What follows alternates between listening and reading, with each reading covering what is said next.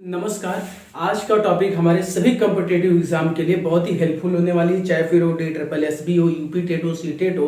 Actually CTET में यह सारे के सारे क्वेश्चन बहुत ही देखने को मिलते हैं और बहुत ही इजी तरीके से हम लोग करेंगे, शॉर्ट ट्रिक में हम पढ़ेंगे और मैथ में कम से कम 1 नंबर का आता है। और ऐसे अगर क्वेश्चन लाभ हानि पर अगर आप देख लें तो आपके 3 नंबर यहीं से इसी वीडियो से फिक्स हो जाएंगे। चाहे आप किसी भी कॉम्पिटेटिव एग्जाम की तैयारी कर रहे हो, चाहे फिर वो बैंक ऑफिसर की हो, यूपी पुलिस की हो, या फिर यूपी टेट, सीटेट, DSSB, रीत, किसी भी टीचिंग लेवल या फिर बैंक पीओ की भी तैयारी कर रहे हैं तो आपके लिए बहुत हेल्पफुल होने वाली है।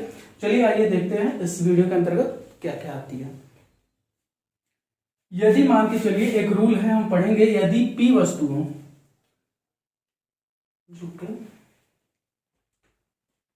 यदि P वस्तुओं या राशियों का क्रय मूल्य यानी सेलिंग प्राइस Q वस्तुओं के विक्रय मूल्य के बराबर हो तो क्या होना चाहिए?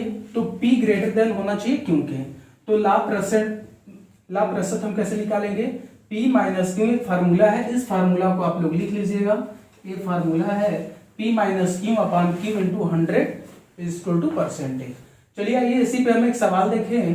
तो सवाल है हमारा 20 सेवों का मूल्य 15 सेवों के विक्रय मूल्य के बराबर हो तो लाभ प्रतिशत क्या होगा? चलिए आइए देखते हैं।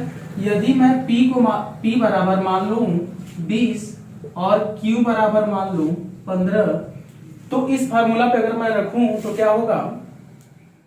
P को मैं मानूं 20 और माइनस, इससे पहले मैं बता दूं यहाँ पे फार्मूला में प्लस और माइनस होगा। यदि प्लस है तो लाभ होगा और माइनस है तो हानि होगा, घटाने पे ही पता चल जाएगा। P को मानूंगा मैं 20 और Q को मानेंगे हम 15। फिर दिया है बटा Q यानी 15। चलिए आइए 20 में से 15 यानी 5 बटा 15 इंटू 100, यहां पे भी इंटू 100 रहेगा क्योंकि परसेंटेज निकालनी है हमें। 5 करना 5 5 3 15, 100 में 1 का गुणा करेंगे तो 100 बटा 3 यानी हो जाएगा हमारा 100 बटा 3। भाग देंगे तो हमारा आ जाएगा 33 सही 1 बटा 3 परसेंटेज, जो कि सही आंसर है।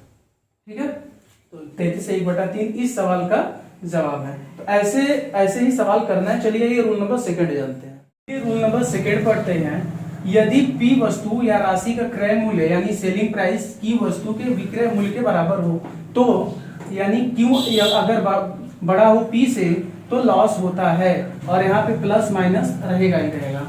तो यानी Q में से हम P को घटाएंगे। इसी पे हम एक सवाल देखेंगे। यदि 30 किताबों का क्रय मूल्य 40 किताबों के विक्रय मूल्य के बराबर हो, यानी 30 किताब का जो सेलिंग प्राइस है वो 40 किताब के विक्रय मूल्य के क्या हो? बराबर होना चाहिए। तो लाभ या हानि याद कीजिए। तो हम क्या करेंगे? यदि मैं मानूं P बराबर 30 और Q बराबर में हम माने 40 तो फार्मूला पे हम रखेंगे 40 माइनस 30 बटा Q का मान क्या है? 40 है इंटू 100 करेंगे। 40 में से 10 गया, 40 में से 30 गया 10 बटा 40 इंटू 100। 0 से 0 और 100 में हम भाग दे देंगे। 4 25 हो जाएगा आपका 25%। Is the right answer. देखिए कितने शॉर्ट ट्रिक से आप इसमें किसी भी कॉम्पिटेटिव एग्जाम में अगर ऐसा सवाल आता है तो लोग अधिकतर फंस जाते हैं। तो निकालने का ये फार्मूला आप लोग जरूर लिख लीजिएगा और ज्यादातर वीडियो को शेयर करिएगा। आइए रूल नंबर 3। यदि कोई व्यक्ति P रुपए में कोई Q वस्तु खरीदता है और Q रुपए में कोई P वस्तु बेचता है, यानी कि यदि कोई व्यक्ति है वो 20 रुपए में 25 संतरा खरीद कर 25 रुपए में 20 संतरा बेच देता है। ऐसे सवाल आप लोगों ने कॉम्पिटेटिव एग्जाम में तो देखा ही होगा। चलिए इस सवाल को शॉर्ट ट्रिक से हम लोग कैसे करें? फार्मूला शॉर्ट ट्रिक का आपके सामने है। चलिए रखते हैं। माना P बराबर, सिर्फ आपको वैल्यू रखनी है। P को हम मानेंगे 20 और Q को मानेंगे हम 25।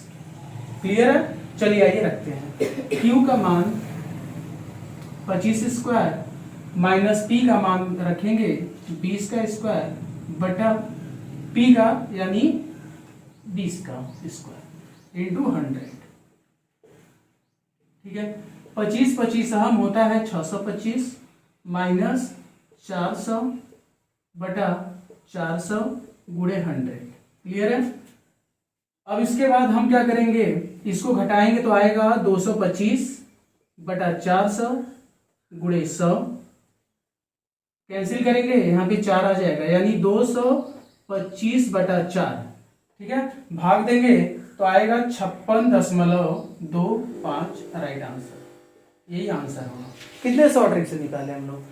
आइए एक सवाल आपको खुद से करना है, कमेंट बॉक्स में इसका आंसर बताइए।